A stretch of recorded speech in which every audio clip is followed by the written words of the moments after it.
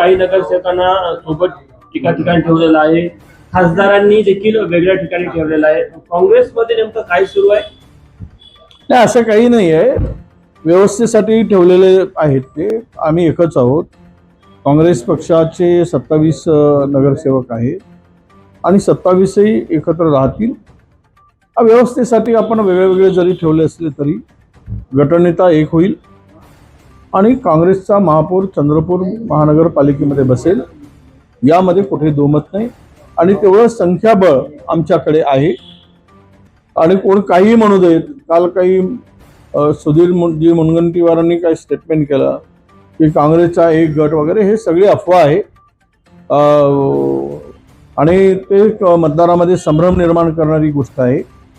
त्यामुळे मला त्यामध्ये नगरसेवक पूर्णतः सुरक्षित आहेत. सर्व आमच्याकडेच आहेत. ते मग खासदारांच्याकडे असू दे की आमदारांच्याकडे असू दे, आम्ही काँग्रेसचे आहोत. आम्ही एकत्र येऊ, गटनेता तयार करताना एकत्र येऊ आणि सत्ता स्थापन करतानाही आम्ही एकत्रच राहणार आहोत.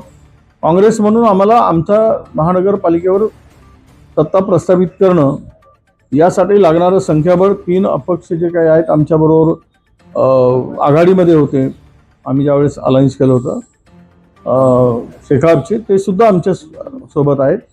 आणि वर सत्ता स्थापन करण्यासाठी लागणारी जे काही संख्या लागते त्याची व्यवस्था झालेली आहे.